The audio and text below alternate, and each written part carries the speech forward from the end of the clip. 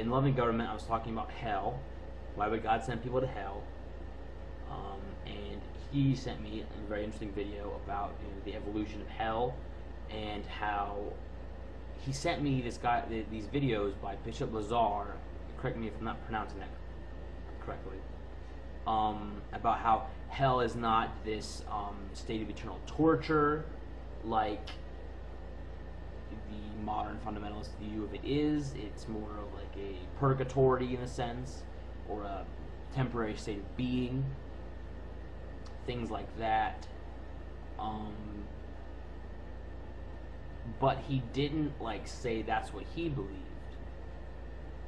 and that's just another example of what I'm talking about. It's like, okay, well, this is interesting. Thank you very much. I'll certainly look into it. And I appreciate that. I'm not attacking. I'm just saying I'm hesitant to respond to that because I don't want to get into talking about it if it's not what you think. Because if it's not what you think, then to me, it's good for personal study, but I have no reason to talk to you about it because it's just, that's not constructive. I want to deal with what you believe. The point of that video was that there is a reason why God punishes. It wasn't an examination on the actual nature of what hell is. You probably know more about that than I would at this present time. The primary objective in these video responses that I sent to you in offering additional perspectives on hell was to try to figure out what you believe and not necessarily talk about what I believe, because I don't believe in hell. I don't believe in an afterlife. You see, I was trying to rather gently coax a response out of you to find out why you believe the things that you do about hell. Because in this Loving Government video, you have the arrogance to assume that your point of view is the correct one, and then come onto YouTube and preach the threat of hell to other people when you're not entirely sure of what you're talking about. And in other videos, finding out that the same thing is also being taught to teenagers. Fantastic. So rather than trying to be a little more nuanced in my approach, I'm going to be a little more direct this time, because the facile attempt at explaining eternal punishment in the Loving Government video is not sufficient.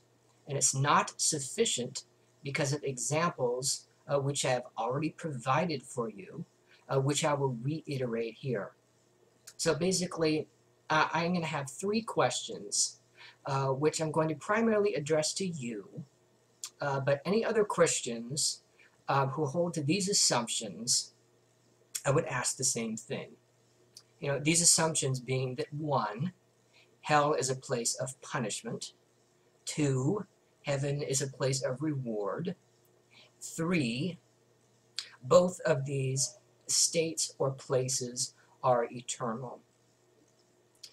The first question would be, why is it not possible for someone who is going to be rewarded with an eternal place in heaven to forego their reward in order for someone to be spared the punishment of an eternal hell?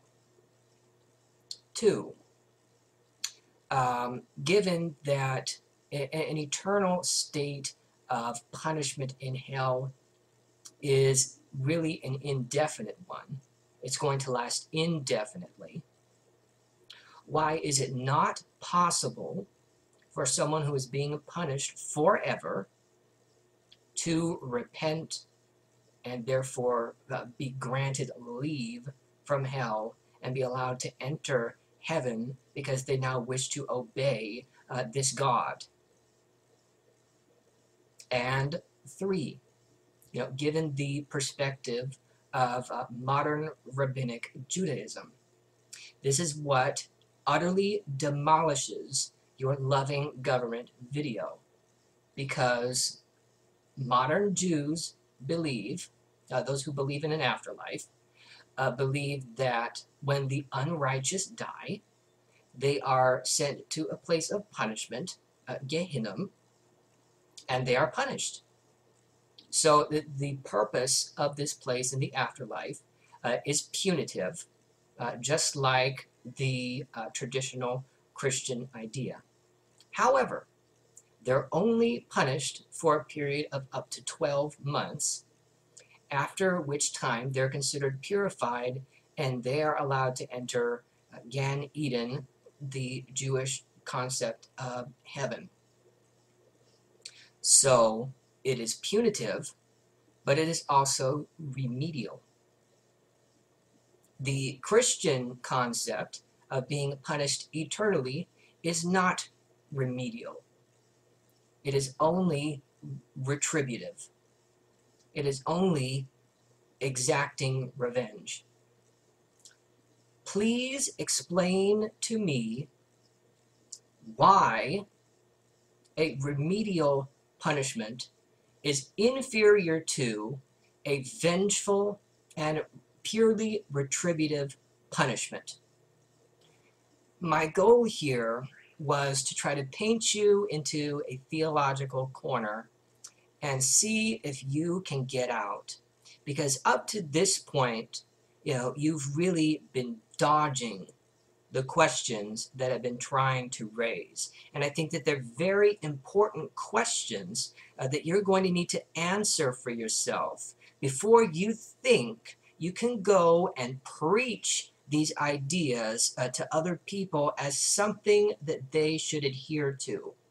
And if you find yourself unable to answer these questions, I'm going to assume that it's because you are not able to provide an answer sufficient for someone who hasn't already bought into your particular belief system. Meaning that you are willing to accept justifications and rationalizations for this doctrine which are weaker, because you know that you are not going to be under this particular threat.